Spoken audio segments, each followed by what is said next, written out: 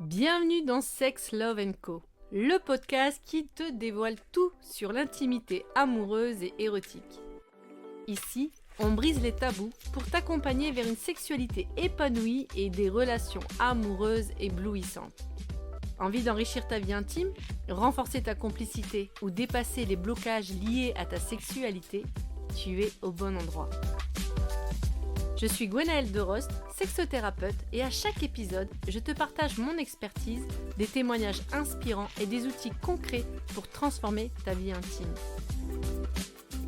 On parle de tout ce dont on ose discuter: sexualité, amour, plaisir, désir, érotisme. Ensemble, nous allons lever les tabous pour t'aider à faire briller ta vie intime et amoureuse. Alors, prêt ou prête pour ce voyage intime ? Est-ce que ça t'est déjà arrivé d'avoir cette étrange sensation de n'exister qu'au travers du regard de l'autre ? Comme si en fait, toute ton existence dépendait du sourire, du message, du regard que l'autre va te renvoyer, et que si tu n'avais pas en fait cette approbation à travers ce regard ou ces messages, ces actions, ces gestes, tu avais l'impression que tu es éteint ou éteinte et que du coup ton existence n'a pas de sens.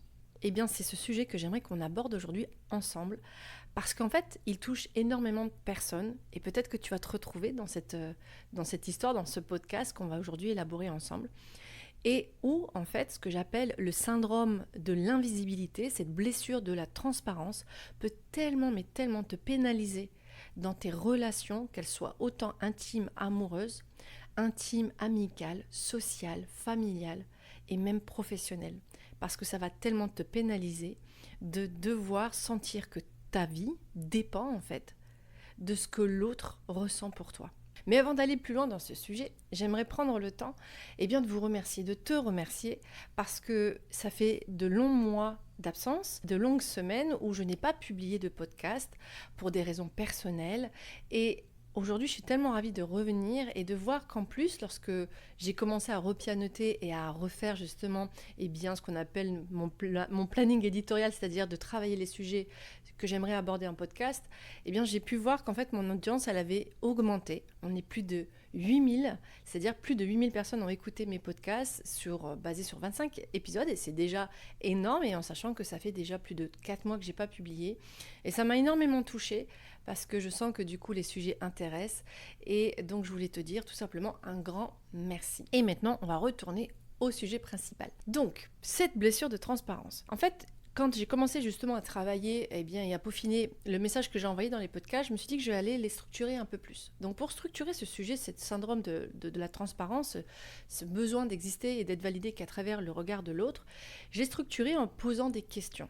Et ça va du coup donner cette ligne conductrice de ce podcast. Et donc je vais t'élaborer là maintenant les questions pour que tu puisses peut-être, ne serait-ce qu'en prenant le temps de les écouter, voir quel impact ça peut avoir sur toi rien qu'en les écoutant. Et pourquoi en fait j'ai aussi voulu traiter ce thème ? C'est tout simplement, comme je disais juste avant, c'est qu'il y a beaucoup de personnes qui se sentent concernées, et que lorsqu'on a cette sensation qu'on devient rempli que à travers l'approbation, la validation et ce sentiment d'appartenance à travers le regard de l'autre, c'est parce que à l'intérieur de soi, dans ce syndrome d'invisibilité, de cette blessure de la transparence, il y a un grand manque de ce que j'appelle de sécurité intérieure.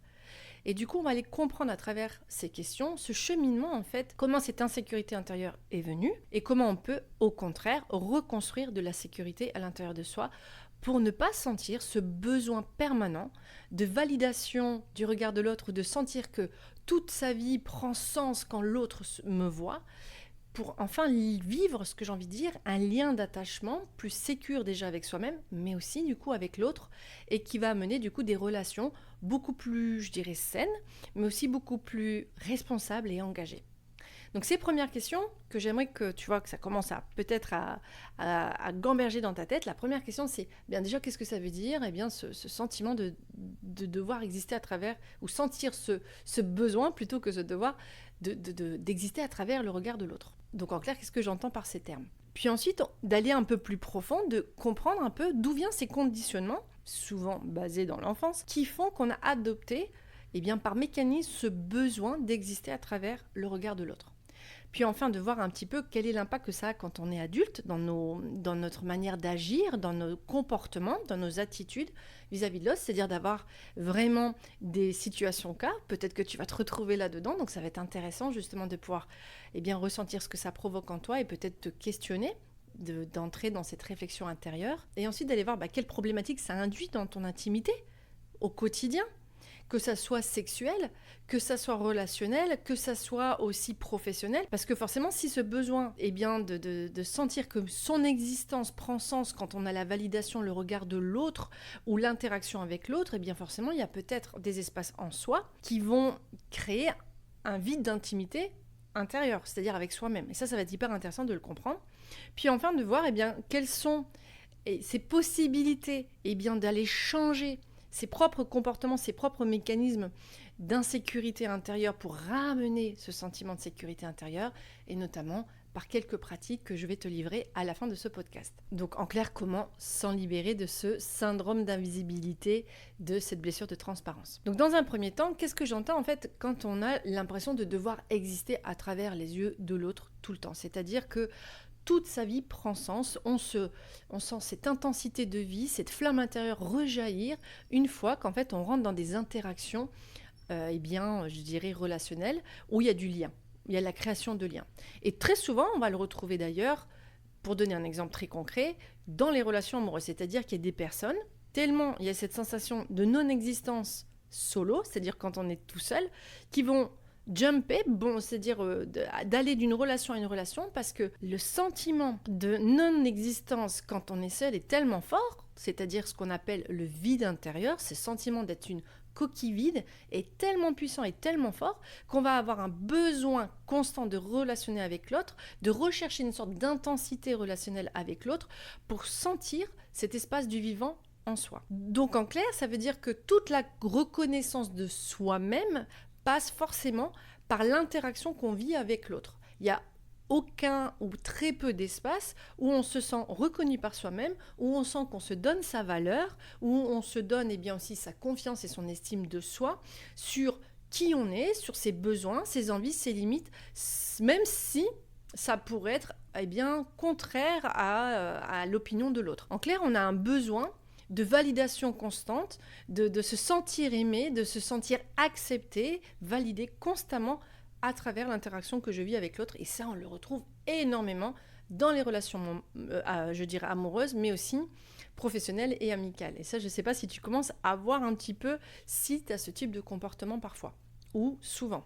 Mais en fait, si on commence à déconstruire cette blessure, ce syndrome d'invisibilité ou cette blessure de transparence, on va commencer à voir en fait qu'il y a des peurs. Ces peurs justement de ne pas être validé, de ne pas être aimé, d'être abandonné, d'être rejeté, de ne pas appartenir.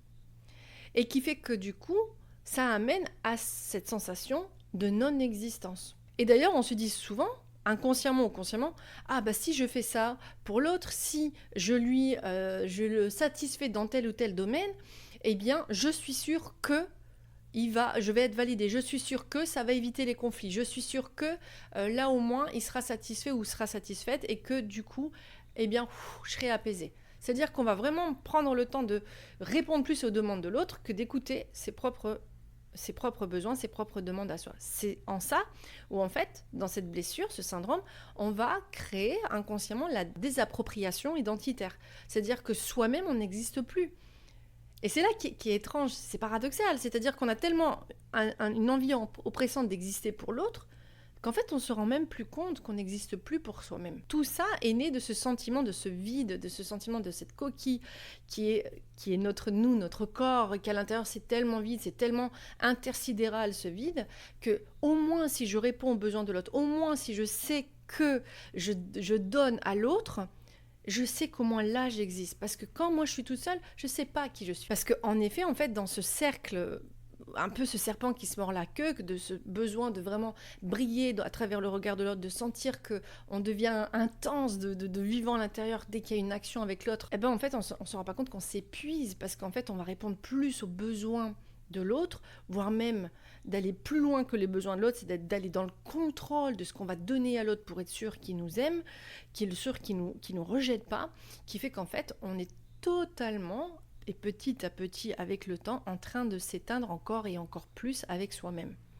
Et c'est là que ça va être intéressant, du coup, comme je te disais, d'aller plus loin. Mais j'aimerais aussi appuyer sur le fait que c'est pas juste une impression psychologique qui est née comme ça, c'est quelque chose qui est latent depuis des années et des années, c'est-à-dire que c'est quelque chose qui s'est construit, qui s'est ancré dans un mécanisme de fonctionnement dans ton système nerveux.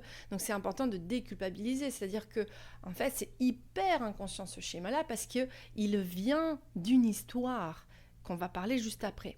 Mais il n'y a pas que ça, il y a aussi ce besoin oppressant que la société nous met tout le temps à l'intérieur de nous sur le fait de, eh bien, tu sais quoi, toi, t'es validé que si tu montres ta légitimité à travers ta performance, ta productivité. C'est-à-dire que je ne suis vue que par le paraître, je ne suis vue que parce que je suis capable de donner à l'autre. Et je suis, par toute ma réussite, que ce soit de statut social, mais que je parle de statut social économique, donc la profession, mais aussi le statut social en termes de est-ce que je suis célibataire, est-ce que je suis en couple, est-ce que j'ai une famille. C'est-à-dire que notre réussite, en fait, notre validation, on est vu que si en fait on répond à tout ce cadre social et sociétal. Et tu dois sûrement le ressentir. Par exemple, si tu es célibataire, ce sentiment, par exemple, que quand tu peux être à un mariage ou même en famille, dans des soirées ou quoi que ce soit, et que tu es la seule célibataire, il y a un truc où tu sens ouf. En fait, on ne te voit pas trop, quoi, ou on va te mettre limite dans la table des enfants. Il y a un autre truc aussi qui est hyper déplaisant, c'est quand on est au chômage ou quand tu as une maladie ou qu'on fait face à une transition de vie qui n'est pas agréable et d'un coup, on est moins actif dans la société, bam, on est mis de côté, on nous voit un peu moins. Donc la blessure de transparence, elle va encore plus se réveiller, s'éveiller si déjà elle était bien présente, c'est-à-dire ce sentiment de vide intersidéral avec soi. Mais en plus, la société va appuyer dessus. Et ça, c'est quelque chose qu'on vit dans le collectif. Dans le conscient ou l'inconscient collectif, on le vit. Donc je ne sais pas si ça te fait écho, mais en tout cas, c'est quelque chose qui est très présent au quotidien. Maintenant, moi, ce que je vais vouloir aborder avec toi, mais c'est d'où vient en fait ces conditionnements. Forcément, cette blessure de transparence, ce syndrome d'invisibilité, il a une histoire, il vient de l'enfance. C'est-à-dire que s'il y a un enfant, et déjà, on va parler même, avant même d'aller plus loin, on va parler de la base, un bébé. Un bébé se sent en fait, qui commence à avoir une identité, entre guillemets, ou qui commence à avoir un attachement à travers les premiers regards avec ses parents, ou avec ses figures d'attachement. Mais aussi, du coup, ce lien d'attachement ne se construit pas s'il n'y a pas ces figures d'attachement. D'où la problématique, par exemple, des enfants qui ont été élevés dans les foyers.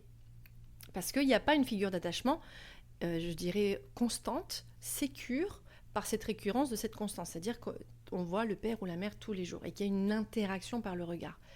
Mais le bébé, quand il va sentir qu'en fait, à travers les mimiques du parent ou de la figure d'attachement, ou à travers aussi la voix qui est posée, il va sentir en fait qu'il va se passer une interaction, parce que ça c'est le cerveau reptilien, par rapport au cerveau qu'on appelle le cortex, c'est-à-dire des 5 sens, qui va envoyer un message en fait au cerveau du souvenir qu'on appelle le limbique, au cerveau reptilien qui est le cerveau de la survie, donc le système nerveux justement, qui va emmagasiner si ce qu'il est en train de vivre et dans la manière dont il interagit avec est sécurisant ou pas, s'il y a du danger ou pas. C'est ce qu'on appelle en neurosciences l'attachement de neuroception, c'est-à-dire que le cerveau, il est tout le temps en train de scanner là ce qui se passe dans l'environnement. Et donc là, pour un enfant, vu que sa vision se développe peu à peu, ça va être la figure du parent. Et qu'en fonction de comment il interagit avec le parent et que le parent, comment il répond par le regard, la voix, le souffle, eh ben, il va interpréter. Il va interpréter à travers donc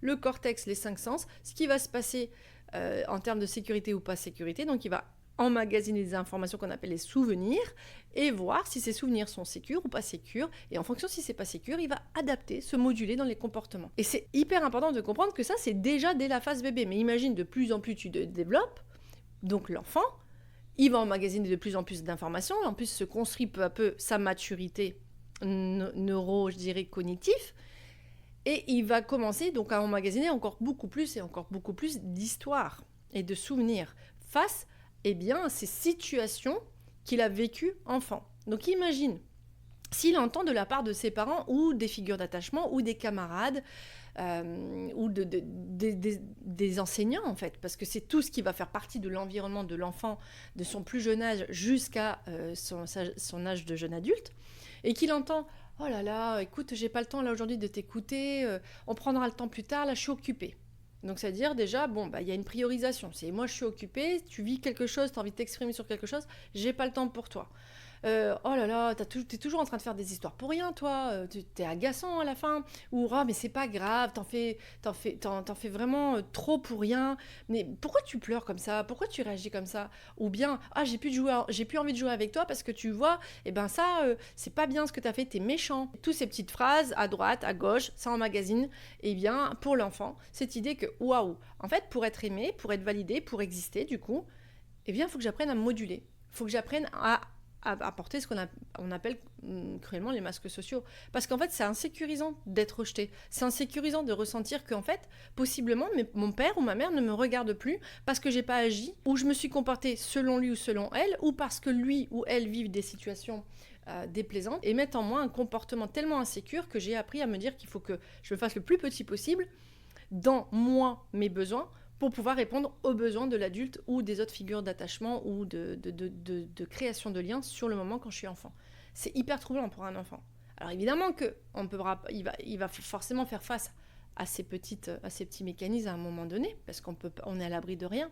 Mais imagine que si tu grandis en plus dans une structure, ou que tu as grandi dans une structure qui est encore plus insécurisante, c'est-à-dire que t'as eu une enfance où il y a eu de la violence physique, violence verbale, violence sexuelle, où il y a eu de l'alcool, de la drogue, insécurité en permanence du comportement du père ou de la mère ou d'autres figures d'attachement, où il y a c'est imprévisible leur comportement. Un coup ça peut être cool, et puis d'un coup, bam, tu peux te manger une mandale dans la figure, tu sais pas pourquoi, ou ton père ou ta mère te crie dessus, tu comprends pas parce qu'il a passé une mauvaise journée ou quoi que ce soit, ou bien tu as dû apprendre à te moduler parce que tes parents sont toujours occupés, et donc du coup c'est toi qui dois remplir des besoins à la maison, ou de relations à la maison avec les frères, les sœurs, ou voir qu'il faut pas trop en demander aux parents. Forcément, ce sentiment du coup que ces besoins ou ces désirs ou ces limites à soi, il n'y a pas d'espace pour qu'elles soient entendues quand on est enfant. Donc l'enfant, il a appris à se moduler dès le départ.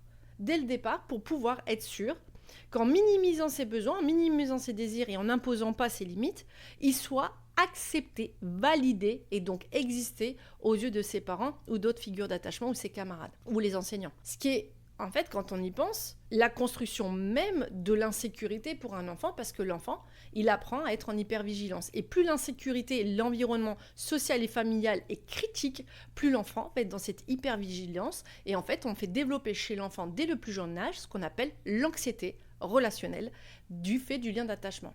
Mais ce qui va être en plus perfide dans cette histoire, c'est qu'il va emmagasiner dans ce système nerveux cette référence que c'est ça la création du lien. C'est-à-dire que s'il a vécu toujours dans un lien où c'est conflictuel à la maison, où il y a des disputes, de la violence, il va penser que d'être aimé et que donc d'être validé dans son existence, elle existe par ce biais, dans le biais d'attachement cognitif.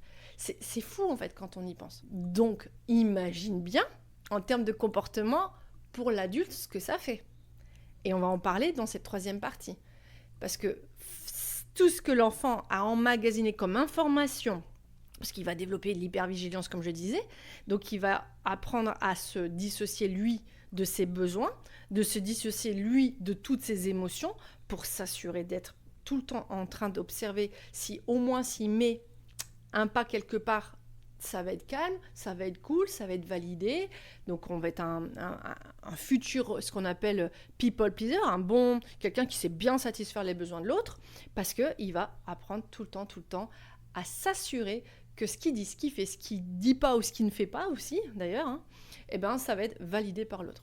Mais du coup, totalement mis de côté lui dans ses propres besoins, autant physiques, émotionnels que mentaux. Plus tard aussi sexuels, puisque ce qu'on peut être dans sa capacité en fait d'être vu, entendu, accepté tel qu'on est, si on ne l'est pas déjà dans le mental et l'émotionnel, sexuellement on va être en capacité d'être hyper open bar et de se donner sans compter, parce qu'on se dit que c'est ça aussi l'amour, il faut satisfaire les besoins de l'autre. Donc maintenant on va parler justement de qu'est-ce que ça implique en termes de comportement ou d'attitude chez l'adulte quand il a emmagasiné tous ces espaces, en sachant que je dirais en fonction de l'intensité de ton vécu, de ton passé, tu vas avoir plus ou moins des marqueurs.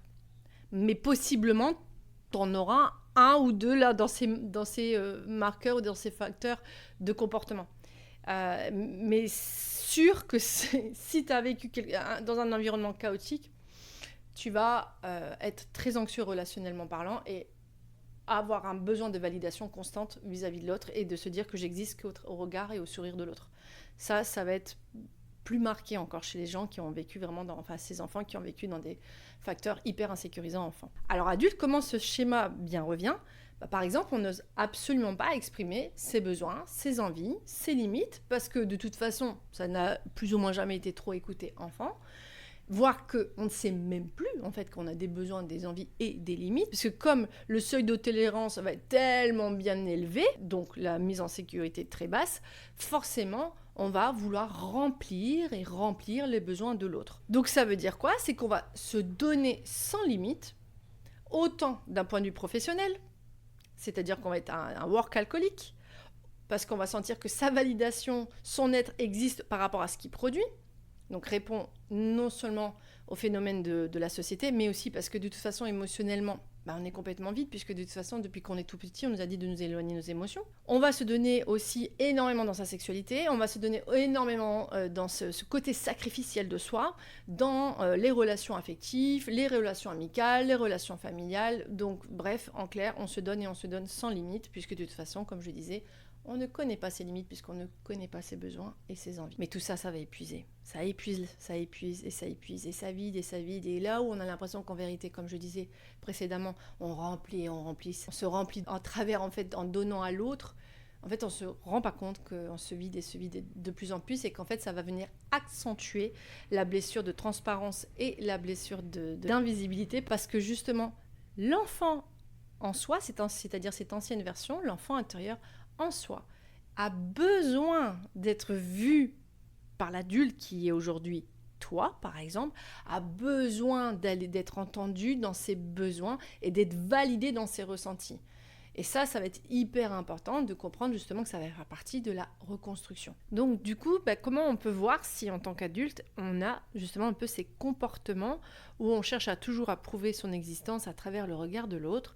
Je vais te donner quelques descriptions, quelques possibilités. Peut-être que toi, ça va te faire tilt sur certains, ou peut-être même dans tout. Mais en tout cas, je te donne certaines possibilités. Bien entendu, il pourrait en avoir d'autres, mais ce sont des comportements globaux, généraux, qui montrent en fait cette anxiété relationnelle à vouloir s'assurer de ne pas être transparent ou invisible à l'autre en mettant en place un mécanisme de comportement, d'attitude vis-à-vis de ces interactions, qu'elles soient, comme je le répète, affectives, amoureuses, professionnelles, sociales, amicales, familiales. On peut les sentir dans plusieurs types de contextes. Donc moi, je vais te donner quelques exemples, mais tu pourrais vraiment l'élargir sur plusieurs contextes. Par exemple, une des attitudes qui est assez commune quand on a peur d'être justement invisible et qu'on a peur du coup de ne pas exister, ça va être d'être un peu passif dans son attitude, c'est-à-dire qu'on va attendre que l'autre prend l'initiative pour tout simplement s'assurer qu'on réponde à son besoin et on va souvent justement ne pas émettre son opinion ou émettre son petit grain de sel dans par exemple une prise de décision. On va dire ok, comme tu veux, et ça peut vraiment partir du quotidien que sur des gros projets. C'est-à-dire qu'il va y avoir vraiment une communication ou une attitude assez passive pour s'assurer en fait de plaire à l'autre et de pas... Alors que même à l'intérieur de soi, il peut y avoir un avis hyper divergent où on peut sentir que ça serre les viscères parce que j'ai dit oui à l'autre sur un sujet alors qu'en fait, peut-être que j'y pense, que je suis pas du tout d'accord. Et on peut l'avoir, par exemple, dans des contextes, mais vraiment hyper banals, où on va se mettre en retrait. Par exemple, l'un des premiers comportements qu'on pourrait avoir, c'est un peu cette attente passive. C'est-à-dire qu'on va attendre que l'autre prend l'initiative et nous, on se met en retrait, on back up. Parce qu'on sent qu'on a plus ou moins peut-être en plus testé que quand on fait une demande, c'est pas forcément entendu, écouté, validé ou voire même complètement négligé. On peut vivre des micro-ghostings, c'est-à-dire que l'autre ne répond même pas à notre demande. Du coup, on est dans l'attente. On est dans l'attente de cette forme de validation qu'on existe à travers l'autre où en fait on va attendre que l'autre se manifeste et ça tu vas te reconnaître sûrement dans des situations, dans des relations amoureuses où c'est l'autre qui va proposer. C'est-à-dire qu'il va dire ah en fait je suis disponible là, ça te dit qu'on se voit, alors que si ça tombe depuis la veille, depuis 3 jours, depuis une semaine, t'attends de voir la personne, mais que du coup tu vas pas oser faire le pas, ou tu vas subtilement mettre des petits messages pour dire ah ça fait longtemps qu'on s'est pas vu, ah j'aimerais trop que, et tu vois que l'autre ne répond pas, donc du coup tu te dis oh là là mais qu'est-ce qui se passe, c'est que je suis pas assez bien pour lui, ou pour elle, je suis trop, je suis pas assez, et quelque part ça va creuser ce sentiment de vide intérieur, et sûrement pendant ce temps d'attente, dans cette attente passive, t'émettre ce sentiment d'avoir peu de valeur, voire pas de valeur, et te donner ce sentiment aussi que quand tu vas recevoir le message, boum, là où c'était le vide, comme je le dis souvent, intersidéral, ou voire où ce sentiment d'être éteint, d'un coup, il y a de l'excitation qui revient, de l'intensité, comme si on avait rallumé la flamme, parce qu'on a reçu un message de quelqu'un, qu'on était dans cette attente passive, c'est-à-dire que pendant tout ce temps, eh ben, on attend.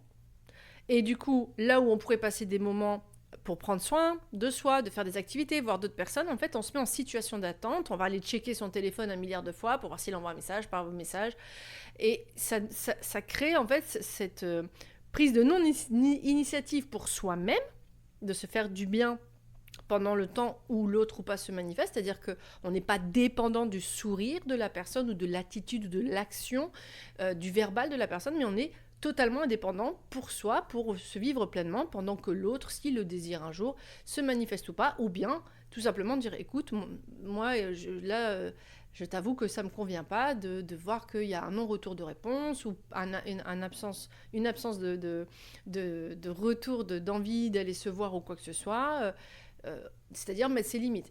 Et là, cette attente passive, je suis sûre que tu dois la retrouver aussi dans le travail, où on attend que l'autre... Ah, j'ai envie, par exemple, je vais donner un exemple hyper concret, j'ai envie, ça va pas dans mon travail, avec certains collègues, ou même avec mon manager ou ma manager, et j'ose pas aller lui dire. J'attends passivement. J'attends, jusqu'à en fait trouver une pseudo-solution, ou attendre que ce soit la personne qui vient vers moi, ou par exemple même pour des augmentations. On a peur d'aller vers la personne parce qu'on a peur de ne pas être validé. Mais par contre, on va continuer à donner, voire même, et là ça va être un deuxième comportement qu'on va pouvoir observer, c'est donner tellement qu'on donne par anticipation. On va donner plus qu'il en faut pour s'assurer justement que l'autre nous voit dans tout ce qu'on donne, et qu'on soit validé, qu'on attend peut-être des compliments, d'un retour justement de mise en valeur, de dire ah bah sans toi j'y serais pas arrivée, heureusement que tu es là.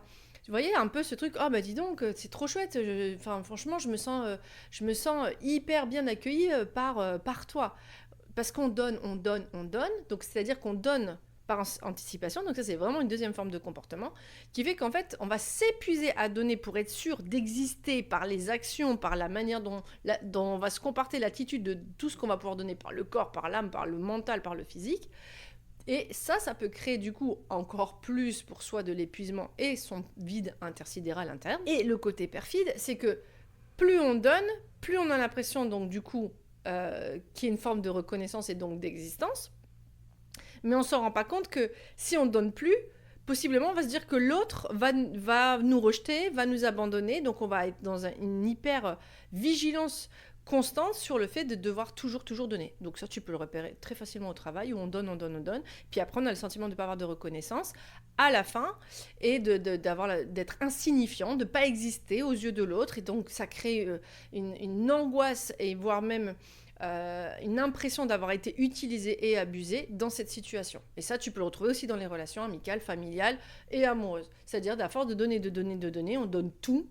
On donne toutes ces perles, tout ce qui est précieux en nous, parce qu'on a tellement envie d'être aimé, d'être validé et d'être signifiant pour la personne devant soi, qu'on en oublie qu'en fait, on ne se respecte pas dans cette situation-là, parce qu'il n'y a pas forcément un retour d'équilibre, c'est-à-dire qu'il y a un retour sain de reconnaissance, mais au-delà de ça, c'est qu'il y a surtout à la base une demande qui est posée par l'autre. C'est-à-dire que parfois, à force de donner, la personne en face de soi, on va se dire, elle va pas peut-être redonner en retour, ou elle va pas être reconnaissante parce que elle se dit, bah, elle donne, c'est que la personne, elle a envie, en fait.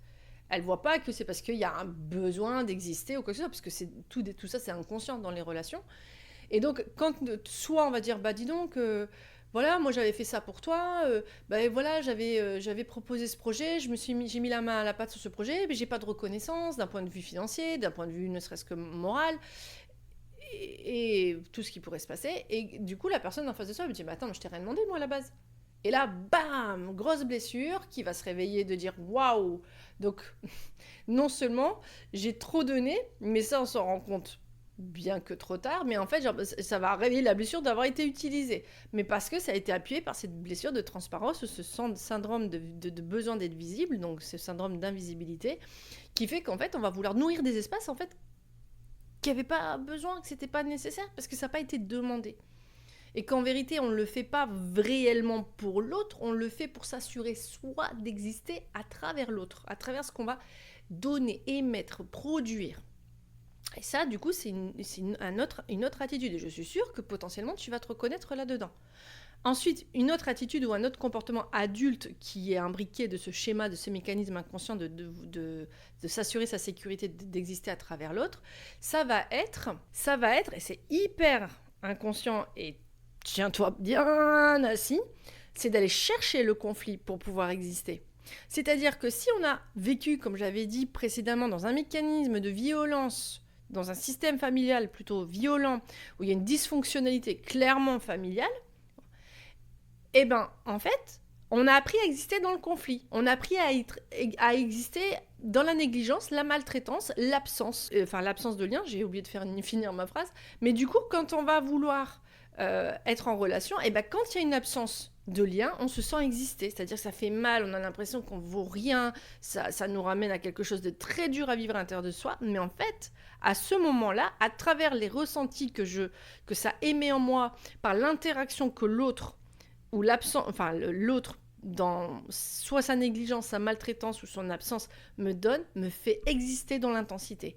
Et sans le vouloir, inconsciemment, on va aller chercher le conflit avec l'autre.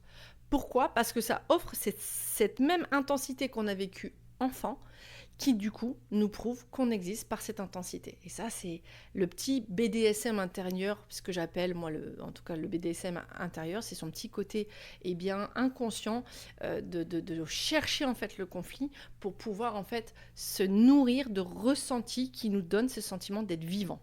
Sinon, auquel cas, ça rappelle le vide. Le vide, ça rappelle cette forme de silence ou de choses qui est tellement viscérale à l'intérieur de soi qu'on a l'impression que il y a rien à l'intérieur de soi. Et là, ça, c'est préférable de vivre les ressentis intenses à travers la négligence, la maltraitance ou l'absence que que de vivre pleinement le vide pour comprendre un peu mieux d'où vient ce vide. Donc ça, c'est un autre type de comportement. Ensuite, il y a d'autres types de comportements que je vais énumérer brièvement, qui va être en fait cet état de fusion totale, c'est-à-dire que tous les besoins de l'autre sont exactement pour moi les bons besoins. C'est-à-dire que oui, tu aimes ça, oui, moi aussi j'aime ça. Fais comme il te plaît tout le temps. C'est vraiment, on se calque sur l'autre dans tout. Système de pensée, système je dirais même amical, familial. En fait, on se fond complètement dans l'autre. Donc c'est un système de codépendance le plus, je dirais, intense, mais on se fond complètement dans l'autre. Un autre des systèmes aussi, c'est son incapacité à dire non. On ne peut pas dire non. Il faut forcément qu'on dise oui à tout pour s'assurer de satisfaire l'autre et de ne pas rentrer en conflit. Et du coup, de s'assurer qu'en fait l'autre va nous aimer parce qu'on dit tout le temps oui. Donc c'est-à-dire qu'il n'y a pas cette capacité à mettre ses limites. Donc ça, c'est aussi un des traits des caractères de la personne qui a peur d'être tellement transparent ou insignifiant ou invisible qu'il va ou elle va, eh bien tout le temps dire oui. Donc c'est ta capacité à dire non, d'être vraiment cette forme sacrificielle, quoi. Parce qu'en fait, on se dit que si on met ses limites, l'autre va nous rejeter, va nous abandonner, va pas nous aimer. Et puis ensuite, là où tu comprendras aussi, je pense que ça découle un peu de ce que je viens de dire au départ, c'est cette hyper exigence avec soi-même. C'est-à-dire qu'on est dans une performance quasi constante, enfin même constante. Il faut toujours aller plus loin, plus haut, donner plus. Et donc il y a une tellement l'hypervigilance de cette peur de ne pas être aimé et de ne pas être validé est tellement présente que du coup on va être hyper performant avec soi-même, tout le temps et productif. Parce que derrière justement ce besoin de contrôle et de cette hyper-performance, on a peur que si on lâche, c'est-à-dire on lâche prise totalement et on s'écoute plutôt soi, on a peur que l'autre nous rejette. Donc on préfère toujours donner. Donc c'est vraiment des petits systématismes qui répondent aux 3 plus grands que j'ai donnés juste avant. Mais c'est pour vraiment te donner une idée un petit peu des attitudes adultes qu'on peut avoir dans nos relations, dans nos liens, actuellement, dans différents domaines, en fonction de cette peur de ne pas exister dans les yeux de l'autre. En fait, pour résumer ces comportements adultes, ce qui est important de comprendre, c'est que ce sont des manifestations de mécanismes conscients ou inconscients d'adaptation pour s'assurer qu'on garde le lien, qu'on est en lien avec l'autre. Et que c'est une manière pour nous de nous sécuriser en adoptant ces comportements. Donc c'est vraiment un mécanisme d'adaptation.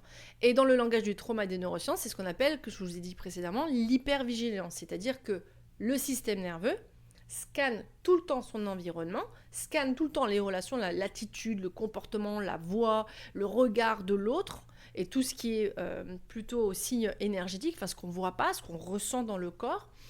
Il va scanner, voir si c'est dangereux ou c'est sécurisant. Et en fonction d'eux, il s'adapte.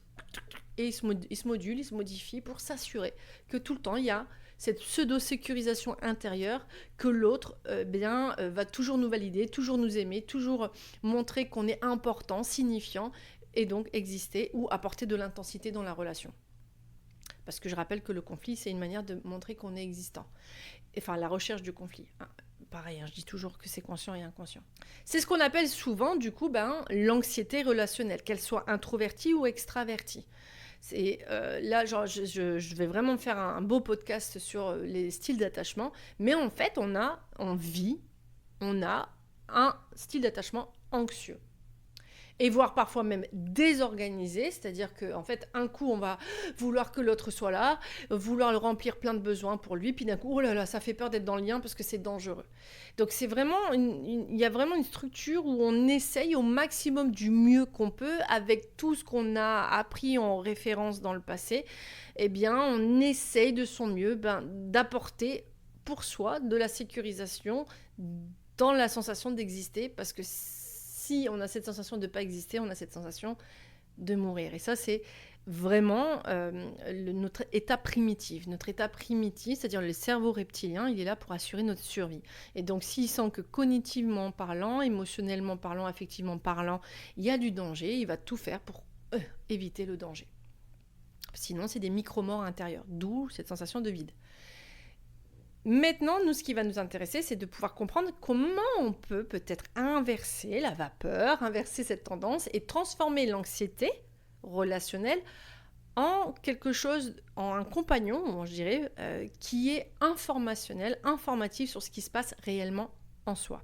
Parce que ce qui est important de comprendre, c'est que forcément, si on est toujours dans ce système de pseudo-sécurisation, en s'adaptant tout le temps pour être sûr d'exister dans le regard des autres, c'est que ça va créer des conséquences sur l'intimité. Et cette intimité, c'est déjà première, c'est que ça peut apporter de la lourdeur dans la relation. Puisque si, par exemple, on est tout le temps en train de donner, on se met tout le temps, du coup, dans une exigence et une pression affolante à l'intérieur de soi, ça se ressent forcément à l'extérieur. Et qu'en étant toujours dans cette hyper-vigilance, en s'assurant toujours de répondre aux besoins de l'autre, en s'assurant que le cadre et le contexte est le plus satisfaisant possible, on s'empêche à la spontanéité parce que tout devient calculé, contrôlé. Et donc du coup, ce manque de spontanéité, cette absence du coup de légèreté, va se constater dans la relation parce que le cadre va être plus ou moins rigide. Et que du coup, dans une relation, que ce soit par exemple amoureuse, ça peut être très compliqué. Parce que l'autre va sentir que tout est sous contrôle. Va sentir que son partenaire ou sa partenaire ne se lâche pas totalement. Et ça, on peut le remarquer notamment dans l'intimité sexuelle, parce que dans l'intimité affective, émotionnelle, il y a tellement une mise en alerte constante qu'en fait, dans la sexualité, ça ne peut pas se libérer. Ou au contraire, pour s'assurer qu'on satisfait l'autre, on va se donner, mais c'est toujours se donner, à 300% dans la sexualité. Mais pas en écoutant absolument pas ce qui est ok ou pas ok pour soi. Et forcément, dans cette intimité, déjà avec soi-même, il y a une totale absence d'écoute, d'exploration et de compréhension de ses besoins, de ses désirs et de ses limites à soi. Et ça veut dire qu'on devient totalement dans une... Ouais, j'appelle ça être open bar. On est complètement à porte ouverte pour tout le monde. Et ça va créer forcément à l'intérieur de soi ce sentiment que on n'existe qu'à travers nos actions, de ce qu'on produit, que ce qu'on donne, et on en oublie qu'en fait on a le droit de recevoir. Et qu'on a le droit aussi, en disant non, en fait, de sécuriser la relation. Déjà à travers soi, à l'intérieur de soi, mais aussi avec l'autre. Parce que l'autre, s'il commence à voir qu'on fait des choses qu'en fait ça nous plaît pas, il va se dire mais mince, mais pourquoi tu le fais alors, ça me rend triste. En fait, on se rend pas compte que en voulant se sécuriser à soi, on permet pas à l'autre aussi de comprendre vraiment qui on est. Mais en même temps, qui on est. Quand on a eu une enfance qui nous a pas donné le droit d'explorer ce fameux qui je suis. Et c'est là où toute la complexité va rentrer, c'est que les conséquences pour sa propre intimité sont énormes puisque ça nous a appris à nous dissocier, donc c'est un élément dissociatif, un comportement dissociatif entre soi, son corps mental, son corps émotionnel, son corps physique, sur nos réels besoins, nos réelles envies et nos limites. Et tout le réapprentissage, justement pour apprendre à se sécuriser et à comprendre que notre existence a de la valeur rien que parce qu'on est, eh bien, va passer par cette reconnaissance et cette réappropriation de son identité. Et c'est ça qui va être hyper capital et important. Parce que sans cela, on va être tout le temps en perdition d'identité et penser qu'on n'existe qu'à travers l'autre, alors qu'à la base, même si avec beaucoup de plaisir, c'est beau de sublimer les yeux de l'autre par son propre comportement et ses agissements, c'est parce qu'à la base, toutes ces capacités, on les a en soi de se voir soi-même. Mais en fait, on n'arrive pas à avoir son propre miroir à soi. On le voit dans le miroir de l'autre. Mais sauf que l'autre a aussi des attentes et des besoins et des limites différemment. Et donc du coup, ça ne va pas forcément plaire tout le temps. Et que parfois, la personne qui est devant nous n'est pas la bonne personne. Et qu'on est convaincu que c'est notre faute si la personne répond avec agressivité, maltraitance ou négligence ou absence. Mais parce que ça, c'est sur des modèles de référencement qui sont faussés et insécurisants depuis l'enfance. Et qu'en fait, on ne sait pas ce que c'est réellement la sécurité à l'intérieur de soi, et que du coup, dans notre intimité la plus intense qui est être soi pour soi dans cette véracité, cette authenticité radicale et ce droit de se vivre pleinement, eh bien elle devient absente. Et c'est là pourquoi le vide se crée encore plus et de plus en plus, et qu'on va se dire il faut que je donne encore plus à l'autre. Mais c'est parce qu'en fait on ne se voit pas soi-même. Et de là naît vraiment la reconstruction. C'est quand on commence à se voir soi-même. Et c'est hyper important dans la reconstruction. Parce qu'il ne faut pas oublier que ce mécanisme-là, même si, et sans culpabiliser, c'est hyper important. Ne soyez pas en colère contre vous, de vous dire « mais pourquoi j'agis comme ça ? Mais je le sais pourtant !» C'est un mécanisme inconscient. C'est ancré dans le système nerveux. Pour lui, ça veut dire que c'est validé, valable, c'est comme ça, puisque c'est comme ça qu'il a été aimé, c'est comme ça qu'il a été accepté. Donc, s'il n'a pas d'autres référencements, ça va être difficile en fait. S'il n'a pas d'autres data, d'autres informations de comment on peut créer du lien sécurisant, forcément c'est compliqué. Il va toujours aller chercher ce qu'il connaît, le cerveau. Parce qu'il sait que c'est là où en fait, au moins il est sûr de ne pas se tromper. Au moins il est sûr d'être accepté, au moins il est sûr d'exister. Rappelez-vous, le cerveau il est là pour la survie. Et tout le réapprentissage, c'est justement de se réassocier avec soi-même. C'est-à-dire qu'au lieu d'avoir un comportement dissociatif et d'être à l'ouest de soi, on réapprend à avoir un comportement associatif. Parce que on peut se mettre en danger, en fait, du coup, inconsciemment, avec l'autre, en fait.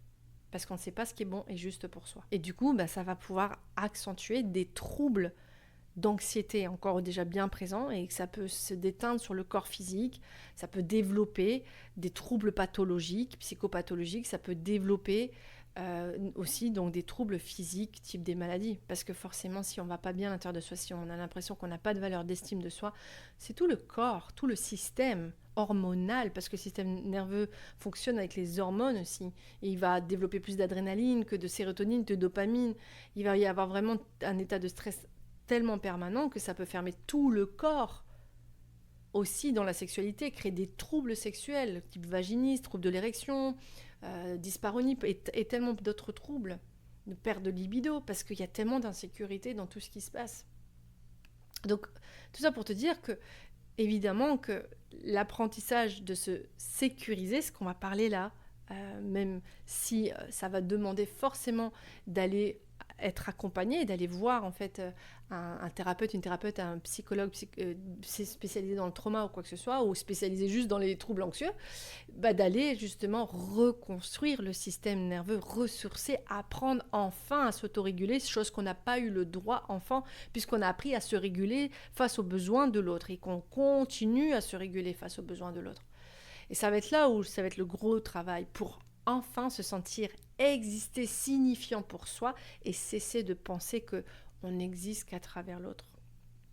Donc pour ça, moi, ce que je vais faire, pour que tu puisses, tout simplement respirer dans tout ce que je viens de te dire, et peut-être que tu vas sentir que ça fait écho en toi, je vais donner des petits tips, des petites astuces pour que tu puisses un peu voir un peu ce que ça peut cheminer à l'intérieur de toi, et pourquoi pas, si tu désires, te faire accompagner par des professionnels du lien. C'est important, ce que je dis. Professionnels du lien, c'est-à-dire qu'ils savent ce que c'est que les liens d'attachement, qui savent ce que c'est que le trauma, la ressource du trauma, qui savent ce que c'est que les schémas anxieux dans les relations. Je vais donner un petit outil que tu vas pouvoir prendre le temps d'observer dans tes relations. Je vais baser ça sur des questions. Ces questions ont pour visée d'apprendre à comprendre la notion de sécurité intérieure. Et ça va être hyper capital, même si tu dis mais de quoi elle parle, qu'est-ce que ça veut dire me mettre en sécurité, je me sens en sécurité, justement on va en parler et ça fera l'objet d'autres podcasts, mais en tout cas c'est de poser déjà cette notion de sécurité intérieure, c'est-à-dire que de cesser d'être hyper trop tolérant ou tolérante sur plein d'autres trucs et donc d'être accessible, dire « Ah oui, mais c'est normal qu'il me demande ça. Oui, je le fais parce que il faut bien le faire. Oui, mais je tolère son comportement, mais c'est parce que c'est comme ça. Il est comme ça. » Non, en fait, tu vas apprendre aussi à te mettre en sécurité pour cesser d'être hyper tolérante, donc abaisser cette hyper tolérance, mais du coup aussi voir que cette hyper vigilance vient avec l'hyper tolérance, en mettant et en te basant sur ta sécurité intérieure. Donc pour ça, ce qu'on va faire, c'est que tu vas t'interroger par une première question. Parce que ce qui va être idéal, c'est de détecter les signaux que tu sens. Les signaux, ça va être typiquement physique et mental. Si tu sens que ça fait des agissements mentaux, ça fait un machine à laver mental dès que tu es en relation et que tu t'embourrines, tu n'arrives pas à en sortir et que c'est bien ancré dans le mental et tu peux te refaire les histoires 10 000 fois de telle sorte que j'appelle ça que l'INA, l'Institut National d'Audiovisuel, peut avoir une bibliothèque de films juste par une situation que tu as vécue. Ça révèle déjà l'anxiété relationnelle. Ensuite, il y a aussi l'agitation dans le corps. C'est-à-dire que tu es anxieux, tu trembles, tu as besoin de fumer, tu as besoin de boire, tu as besoin de prendre des substances, tu as besoin de beaucoup dormir, d'être en hypoactivité ou en hyperactivité. Ça aussi, c'est un signal. Ça, c'est les premiers signaux que je pourrais te dire, là, il serait peut-être moment de s'interroger pour comprendre pourquoi il y a autant d'agitation, autant mentale, émotionnelle ou physique.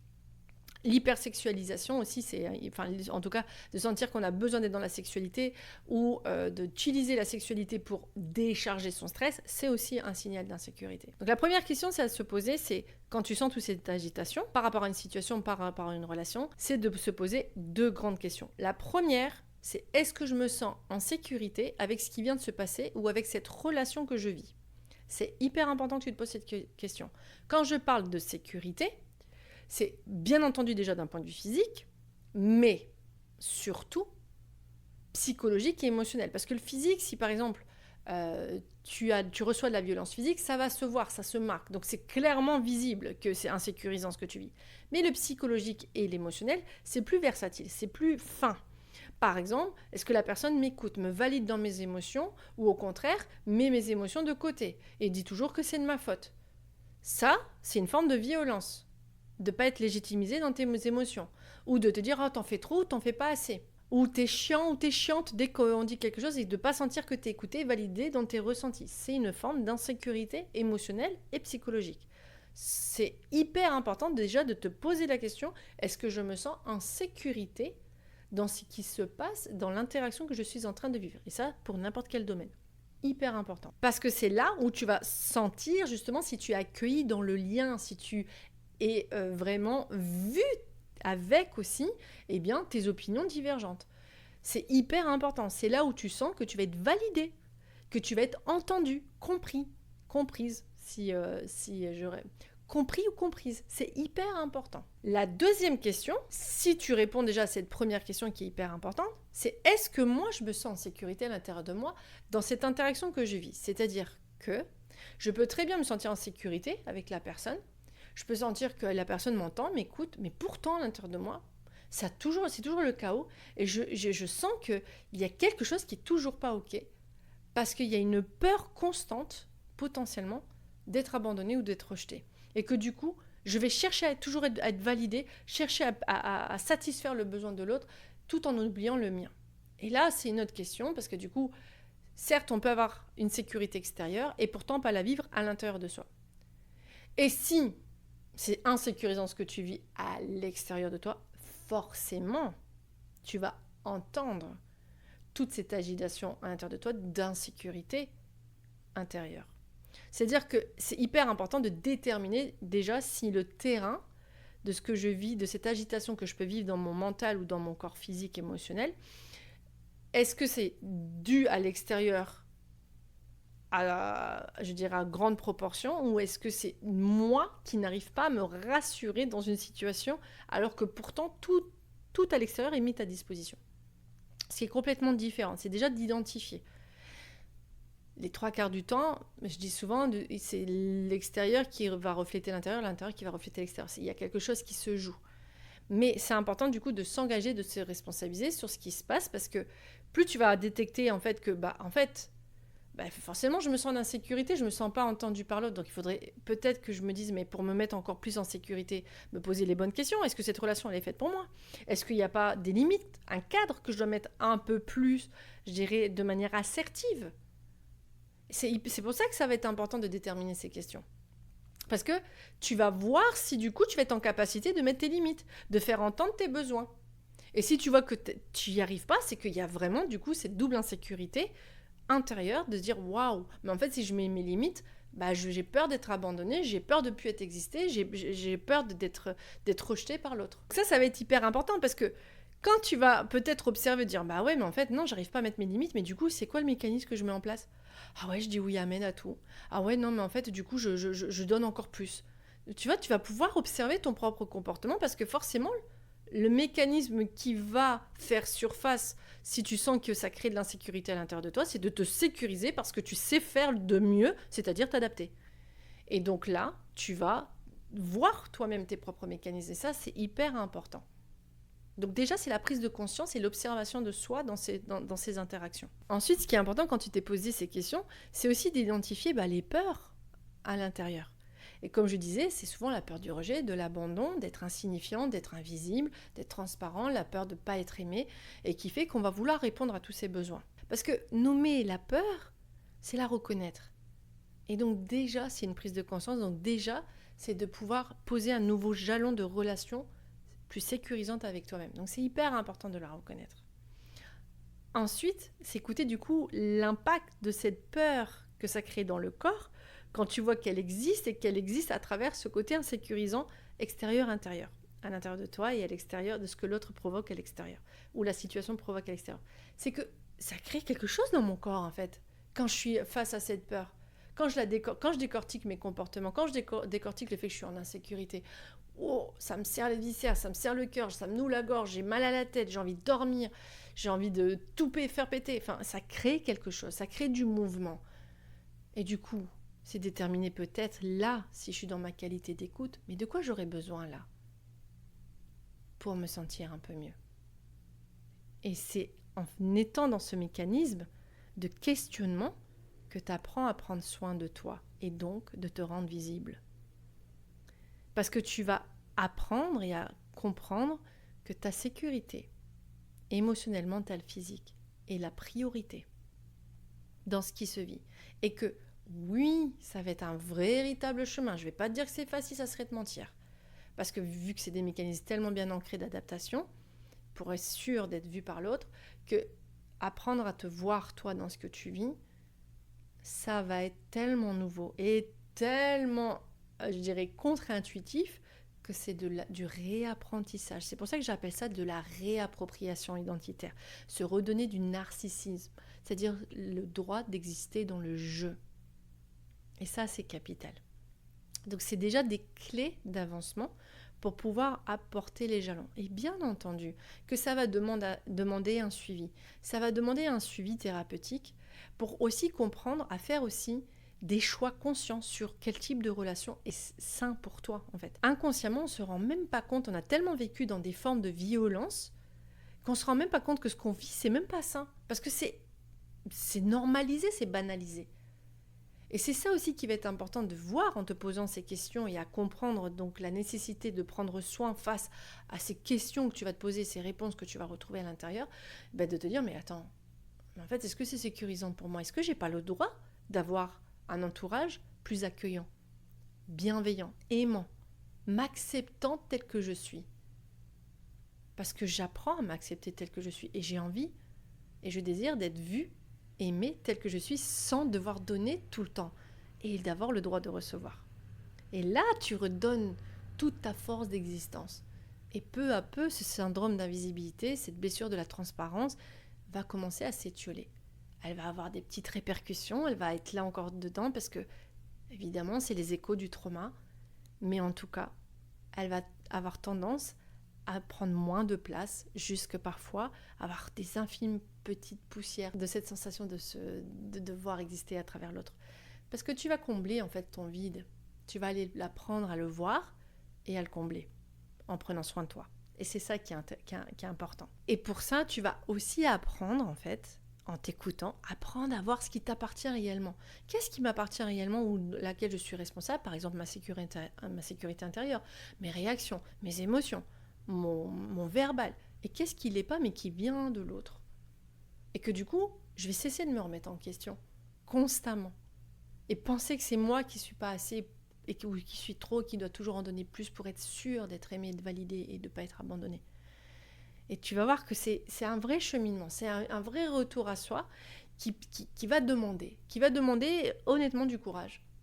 Mais un courage de se retrouver et de se redonner le droit d'être visible pour soi. Et que quand tu vas voir l'autre pétiller dans le regard de ce que tu vas pouvoir être, donner, faire, agir, même dans l'intimité sexuelle ou affective, parce que tu le vis déjà pleinement pour toi. Et tu vas cesser d'être transparente pour toi, pour plaire à l'autre. Tu vas l'incarner. Tu vas te vivre totalement. Et il n'y a rien de plus beau que se donner ce droit. Pour tous ces enfants de toi, ces versions du passé qui n'ont pas eu le droit. C'est redonner le droit à des espaces de soi qui n'ont jamais eu le droit d'exister. Et donc, c'est en ça que la blessure, en fait, elle commence à s'étioler. Parce que tu comprends la présence de ton existence, en fait. Et de ton existence dans ta propre présence. Oh, je suis poète, en plus. Poétesse. Donc voilà, c'est ce que je voulais te faire comme partage. Et que, bien entendu, pour vraiment t'en libérer, c'est déjà de prendre ce temps d'introspection avec toi-même, d'aller voir un petit peu, d'écrire, c'est très thérapeutique, mais aussi d'aller te faire accompagner. Moi, je suis une fervente croyante, c'est pas pour rien aussi que je suis thérapeute et notamment spécialisée dans tout ce qui est la ressource des traumas et la création du lien dans l'intimité sexuelle, affective, amoureux et plus que ça, social, professionnel, parce que tout vient de soi, enfin tout vient de ce qu'on a vécu en fait, et tout vient de soi. Et je suis une fervente croyante que quand on se fait accompagner, on gagne de la clarté, du discernement sur ce qui se passe et qu'on casse nos schémas. Et je pense que c'est important de se donner le droit de casser les schémas. Donc voilà, j'espère que ce podcast t'a plu. En tout cas, moi j'étais ravie de te le proposer. C'est vraiment avec je sais pas comment te dire, un émerveillement de te le proposer, parce que c'est quelque chose que j'ai vécu, je vis parfois encore avec moi-même, et l'impression d'être le fantôme de moi-même pour plaire à l'autre. Je peux t'assurer qu'il m'a bien suivi pendant des années. Donc voilà, n'hésite pas à me partager ce que toi t'as ressenti à propos de ce podcast. N'hésite pas, s'il te plaît, à venir me partager ton expérience, mais aussi à me poser des questions. Je serais ravie d'y répondre, et notamment à travers d'autres podcasts ou des stories si tu me joins à travers Instagram ou Facebook. Et moi, je te dis en attendant, s'il te plaît, prends soin de toi, et je te dis à la semaine prochaine, et en sachant que il y aura des nouveautés cette année. En tout cas, mon envie, c'est de vous apporter encore plus, j'ai envie de dire juste d'apprentissage à créer du véritable lien avec soi et avec l'autre, et dans tous les domaines de la vie. Maintenant, je te dis à la semaine prochaine et prends soin de toi. Merci d'avoir écouté cet épisode. J'espère qu'il t'a donné des clés pour enrichir ta vie amoureuse et intime. Si tu as aimé, abonne-toi, laisse un avis et partage-le. Moi, je te retrouve mardi prochain pour une nouvelle dose d'amour, de complicité et de sensualité. Si tu veux dès maintenant retrouver d'autres astuces ou d'autres ressources, n'hésite pas à consulter ma page Insta, ma chaîne YouTube, ou encore de découvrir ma page web sur Sublimation, l'école virtuelle de l'éveil tantrique et de l'intimité. En attendant, prends soin de toi et je te dis à très vite pour un nouvel épisode de Sex, Love & Co.